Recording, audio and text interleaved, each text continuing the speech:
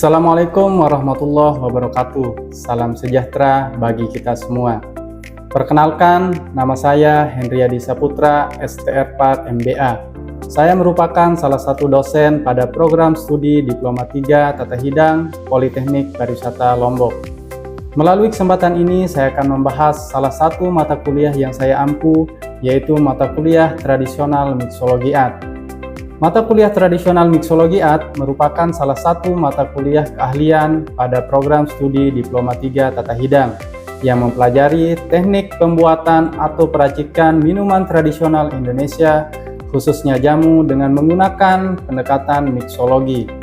Video ini dibuat sebagai salah satu persyaratan sertifikasi dosen tahun 2006, yaitu pernyataan diri dosen dalam unjuk kerja Tridharma Perguruan Tinggi, khususnya dalam aspek pengajaran.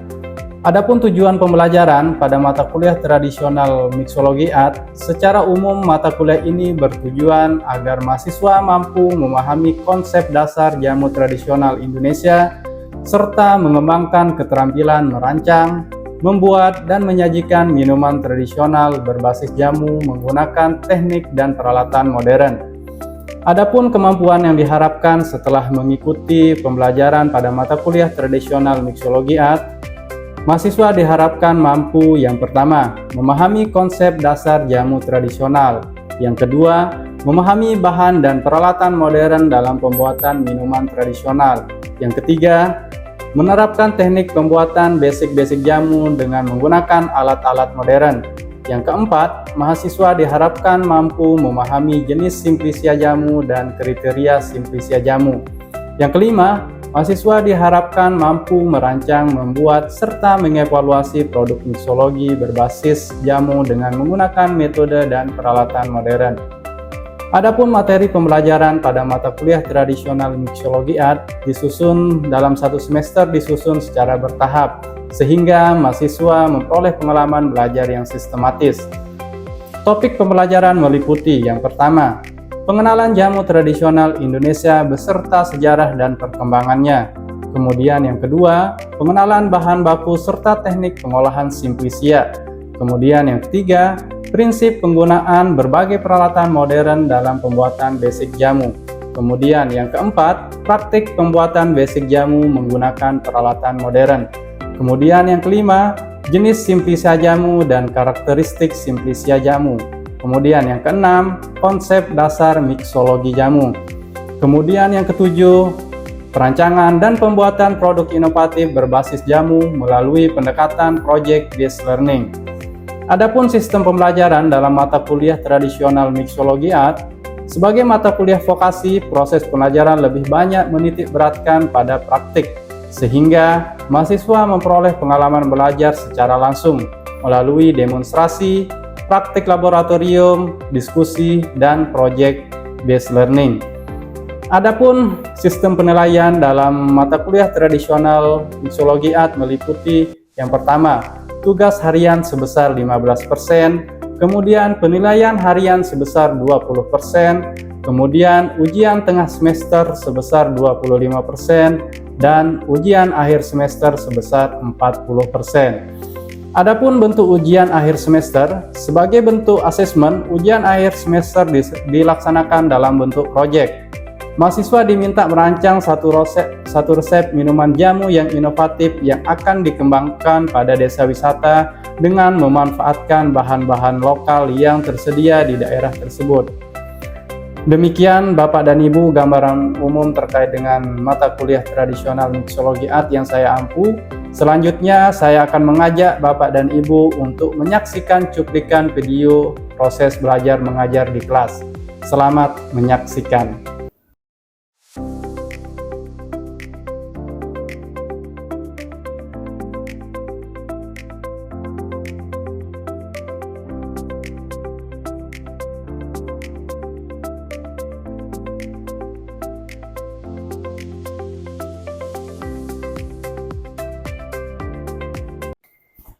Baik, Assalamualaikum warahmatullahi wabarakatuh. Waalaikumsalam warahmatullahi wabarakatuh. Oke, bagaimana kabar kalian hari ini?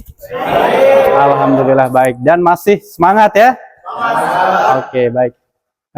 Seperti biasa sebelum kita mulai pembelajaran kita hari ini, kita awali terlebih dahulu dengan berdoa. Untuk itu saya minta bantuannya Dani untuk memimpin teman-temannya berdoa. Silakan.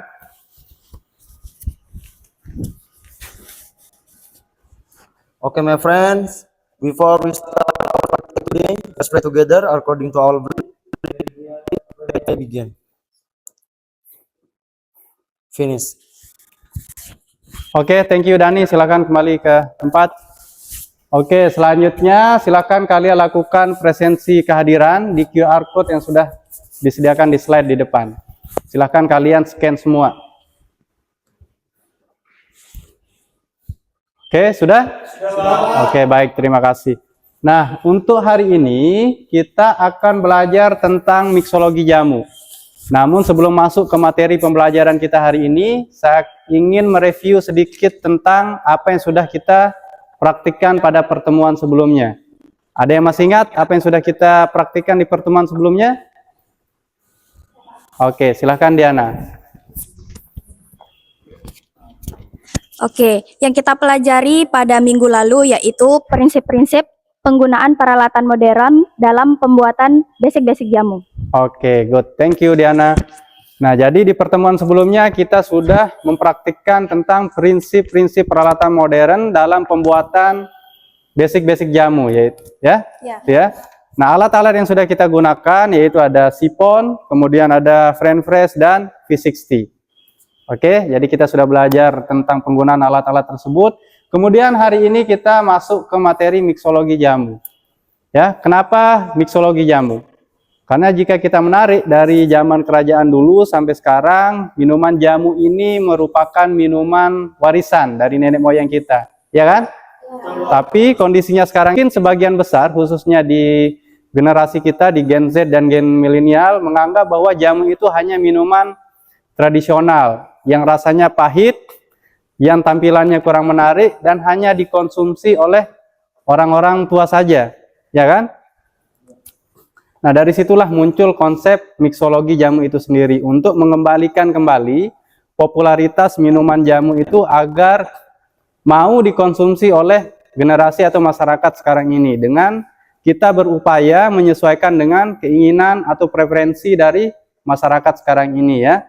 Baik itu dari aspek rasa, aroma, tampilan, tekstur, dengan tetap mempertahankan identitas minumannya yaitu minuman herbal ya. Oke, kita lanjut. Selanjutnya, tujuan pembelajaran kita pada hari ini ada 3. Yang pertama yaitu, setelah kalian mengikuti pembelajaran hari ini, kalian diharapkan mampu mengidentifikasi simplisia yang berkualitas. Kemudian yang kedua, kalian mampu menjelaskan teknik pengolahan simplisia.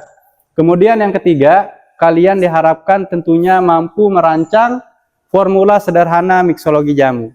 Jadi ada 3 tujuan pembelajaran kita hari ini ya. Oke, kita lanjut. Sebelum kita lanjut membahas tentang materi miksologi jamu, saya akan memberikan studi kasus terlebih dahulu ya. Nah, studi kasusnya adalah sebuah resort di Mandalika ingin membuat welcome drink untuk wisatawan mancanegara. Kriteria minumannya yang pertama, minumannya segar, kemudian tidak terlalu pahit, dan tetap mempertahankan identitas lokal. Nah, pertanyaannya, kira-kira bahan apa yang cocok untuk dijadikan sebagai bahan welcome drink tersebut? Kira-kira apa? Oke, silakan Aji. Masukan dari saya, bahannya itu mungkin ada ini Pak, jamu, ada kunyit, jahe, terus orange, lemon, sama gula merah dan tuak manis Pak. Oke, good. Bahannya banyak sekali ya. Iya. Oke, good. Aji, selanjutnya ada lagi? Oke, silahkan Sapi. Kira-kira bahan apa yang cocok digunakan untuk welcome drink tersebut? Mungkin dari saya Pak, yaitu daun serai, lemon sama madu. Oke, daun serai, lemon sama madu. Oke, good. Terima kasih. Jadi prinsip utama dalam pembuatan welcome drink adalah yang pertama itu kita tidak terlalu banyak menggunakan bahan ya.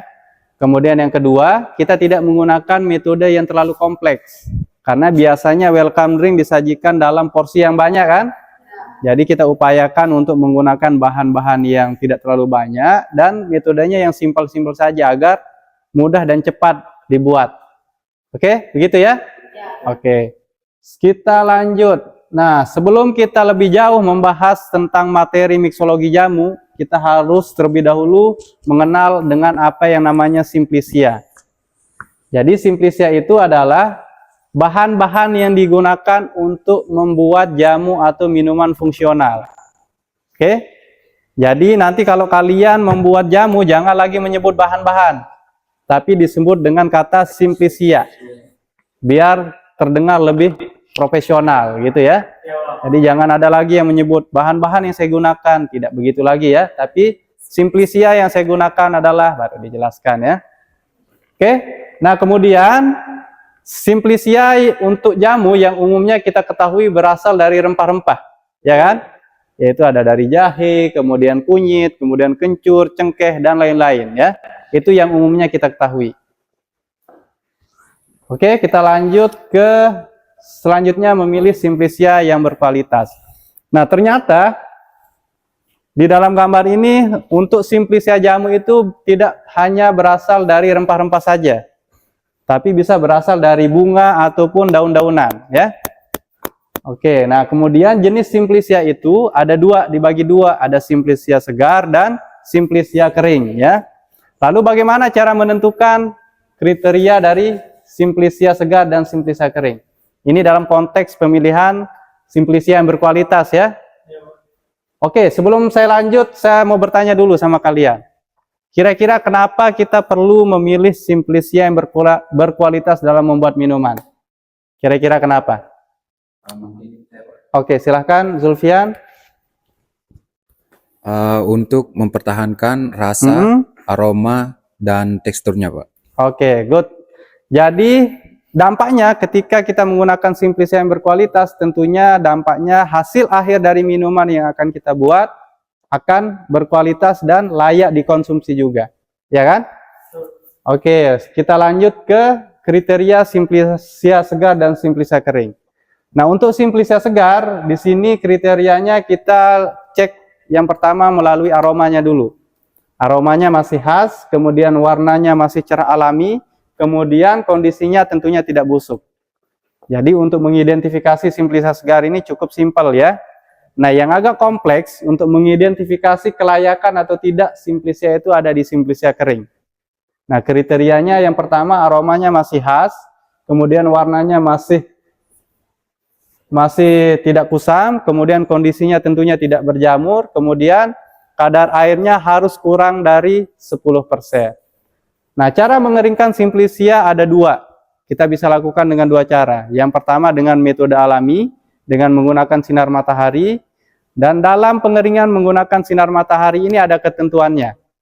Di bawah jam 10 pagi itu, simplicia yang sedang kita keringkan itu masih boleh terpapar langsung oleh sinar matahari.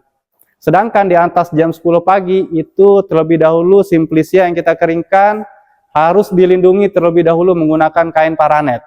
Tahu kain paranet kan?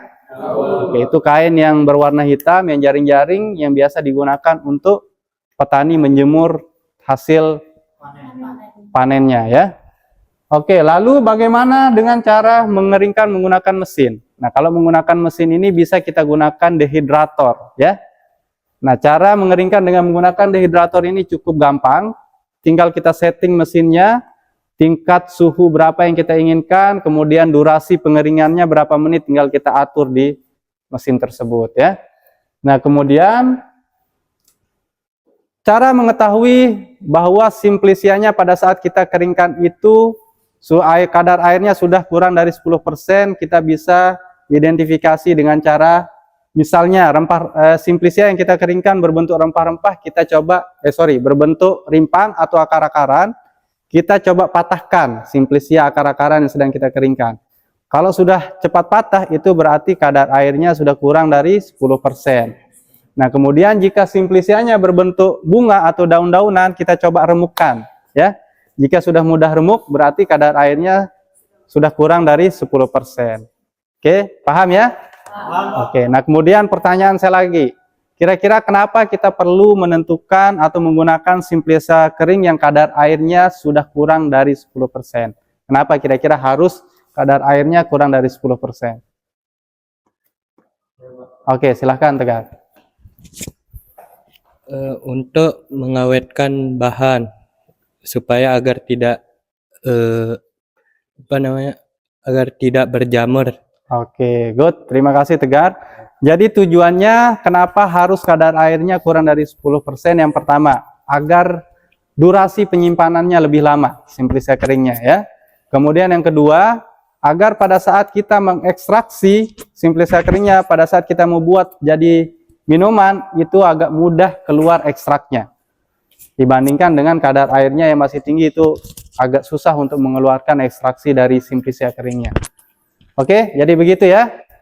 Tujuan kenapa harus kadar airnya kurang dari 10%. Oke, kita lanjut. Nah, ini selanjutnya prinsip keseimbangan rasa dalam miksologi jamu. Nah, baik itu miksologi secara umum ataupun miksologi jamu pada khususnya, itu sama karakter rasa itu sama ya. Ada rasa manis, kemudian ada rasa asam, kemudian ada rasa pahit, kemudian ada rasa pedas, kemudian ada rasa sepat.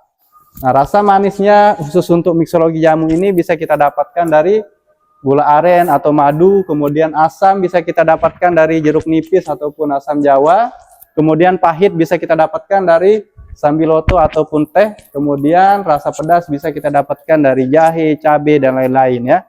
Kemudian untuk rasa sepat bisa kita dapatkan dari daun jambu dan teh, gitu ya. Nah, ini untuk karakter rasa dalam miksologi pada umumnya maupun pada miksologi jamu pada khususnya ya. Nah, dalam keseimbangan rasa, dalam membuat minuman tentunya yang perlu diperhatikan itu balancing rasanya ya. Keseimbangan rasa dari bahan-bahan yang kita gunakan dalam minuman tersebut. Oke, nah tipsnya dalam menyeimbangkan rasa itu yang pertama kita harus mengetahui terlebih dahulu karakter bahan utama yang kita gunakan ya. Misalnya pahit, karakternya tinggal kita kombinasikan dengan bahan yang lain untuk menetralisir rasa pahitnya. Oke? Paham ya? Oke, kita lanjut.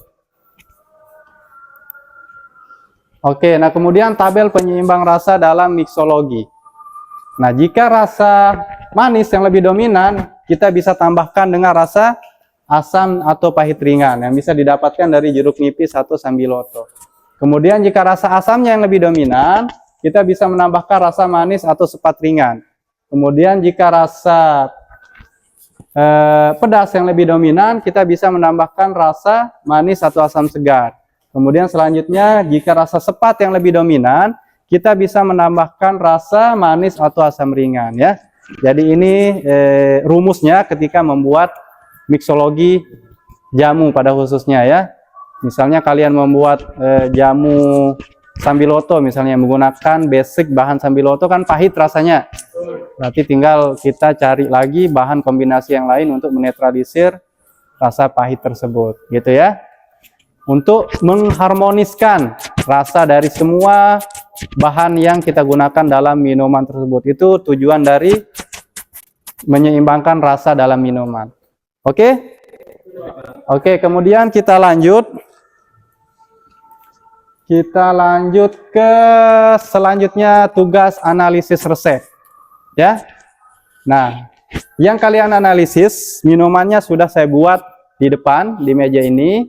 Nah, nanti saya minta kalian maju ke depan semua untuk mengambil minuman, kemudian kembali lagi ke belakang untuk mencoba minumannya, kemudian kalian resapi dan analisis rasa dari minuman ini, ya.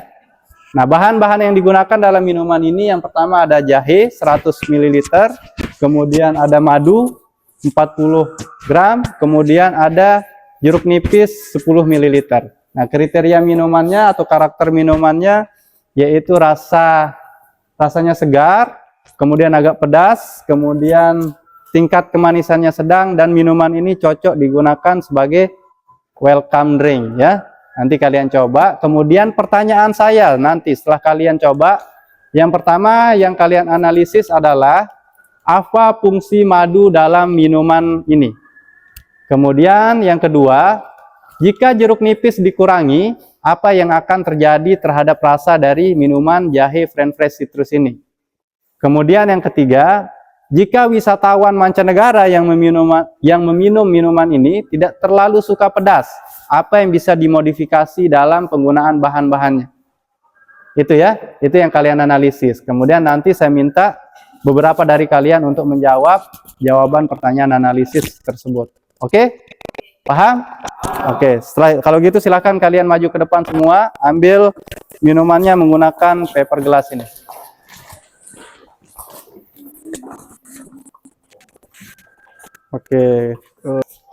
Oke, silakan kalian coba. Kemudian kalian analisis resep minumannya sesuai dengan pertanyaan analisis yang tadi ya. Yang pertama, apa fungsi madu dalam minuman tersebut? Kemudian yang kedua, jika jeruk nipis dikurangin, apa yang terjadi terhadap rasa minumannya? Kemudian yang ketiga, jika wisatawan mancanegara yang meminum minuman ini tidak suka terlalu pedas, apa yang bisa dimodifikasi?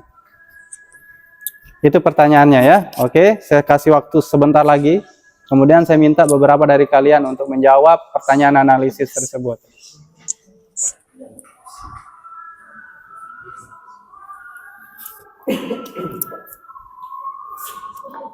Oke, sudah? Cukup? Cukup. Oke. Yang pertama saya tawarkan dulu, siapa yang mau menjawab? Pertanyaan dari apa fungsi madu dalam minuman ini? Mungkin saya, Pak. Oke, silahkan Aulia. Fungsi madunya itu untuk balansir rasa pedas dari jahenya. Oke, good. Untuk membalancing rasa pedas dari jahe yang ada dalam minuman ini. Oke, good. Kemudian pertanyaan kedua. Jika jeruk nipis dikurangin, apa yang akan terjadi terhadap rasa dari minuman? Silakan coba, Fatul. Untuk menambahkan rasa pedas dan mengurangi rasa segarnya. Untuk menambahkan rasa pedas dan mengurangi rasa segarnya. Oke. Oke, kemudian nanti kita bahas ya. Kemudian selanjutnya pertanyaan nomor 3. Jika wisatawan mancanegara yang akan meminum minuman ini tidak terlalu suka pedas, apa yang bisa dimodifikasi dalam penggunaan bahan-bahannya? Saya mungkin, Pak. Oke, silahkan Haji. Mungkin bisa menambahkan madu dan jeruk nipisnya, Pak.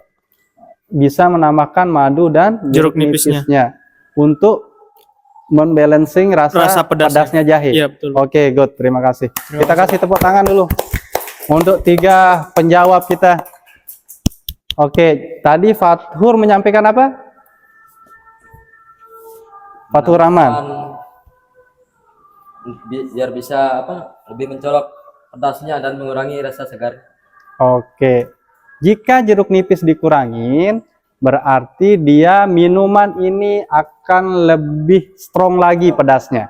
Ya. Ya kan? Ya. Kemudian segarnya akan berkurang. Karena fungsi dari jeruk nipis itu adalah yang pertama, untuk mengurangi atau membalancing rasa pedasnya jahe, kemudian agar minuman itu terasa segar, lebih fresh atau lebih segar. Itu fungsinya jeruk nipis ya. Oke? Oke, saya kembali lagi bahwa seorang mixologis itu fokus utamanya adalah untuk menyeimbangkan rasa agar semua kombinasi bahan-bahan yang digunakan dalam minuman tersebut harmonis gitu ya. Jadi tidak asal menambah bahan saja semaunya ya, tanpa memperhatikan bahwa bahan yang satu dengan bahan yang lain cocok tidak dikombinasikan. Itu harus diperhatikan ya. Nah, bagaimana caranya? Gunakan rumus yang tadi ya. Oke, gunakan rumus keseimbangan rasa. Oke, paham ya? Paham, Pak. Oke, ada pertanyaan? Oke, jika tidak ada pertanyaan, slide ini adalah slide terakhir untuk pertemuan pembelajaran kita pada hari ini. Namun sebelum saya tutup, saya minta refleksi dulu dari beberapa kalian. Kira-kira apa hal baru yang kalian ketahui dari materi kita pada hari ini? Oke, coba Azmi. Oke. Silahkan Azmi. Hal baru yang saya ketahui pada hari ini, bagaimana cara menyeimbangkan rasa pada mixologi jamu. Bagaimana cara menyeimbangkan rasa dalam mixologi jamu. Oke, good. Terima kasih. Selanjutnya ada lagi? Baik, terima kasih sebelumnya Pak atas materi yang sudah disampaikan. Jadi hal baru yang saya dapetin itu adalah saya bisa tahu cara mengeringkan simplisia yang digunakan pada pembuatan jamu. Oke, good Wina. Berarti nanti sudah bisa ya mengeringkan simplisia sendiri ya? Iya Pak, terima Nanti kasih. kalau bebas, kalau mau menggunakan sinar matahari atau menggunakan cara alami boleh. Kalau mau menggunakan dehidrator, kalian bisa pinjam mesin dehidrator kita yang ada di store. Oke, gitu ya? Oke, sebelum kita tutup pembelajaran kita hari ini, saya ingin menyampaikan secercah harapan pada kalian ya. Nah, harapan saya, kalian betul-betul menseriusi mixologi jamu ini, karena sebetulnya minuman jamu ini sangat memiliki potensi luar biasa dikembangkan ya. Di luar sana, orang sudah semakin banyak aware dengan kesehatan kan. Mereka butuh sesuatu minuman yang autentik, namun berkhasiat, namun disajikan dengan cara yang berbeda. Ya. Nah, harapan saya kalian seriusi mata kuliah mixologi jamu ini sebagai modal kompetensi kalian atau modal kemampuan kalian untuk membuka usaha nanti. Oke, sanggup ya? Oke. Nah, jadi tantangannya bukan lagi tentang kemampuan nanti ya, bukan lagi tentang skill nanti. Tantangannya adalah mau tidak kalian atau berani tidak kalian mengambil peluang itu. Oke, itu ya. Jika tidak ada pertanyaan, kita cukupkan pembelajaran kita pada hari ini. Kemudian tugas selanjutnya nanti kalian membuat kreasi resep mixologi jamu ya. Mixologi jamu nanti kalian presentasikan pada pertemuan selanjutnya. Oke. Yang akan dipresentasikan itu bahan dan metode yang kalian gunakan, kemudian konsep minumannya seperti apa, dan dipresentasikan di pertemuan selanjutnya ya. Oke, ada pertanyaan lagi? Tidak. Kalau tidak ada, kita cukupkan. Terima kasih atas perhatiannya. Sampai bertemu minggu depan atau di pertemuan selanjutnya. Assalamualaikum warahmatullahi wabarakatuh.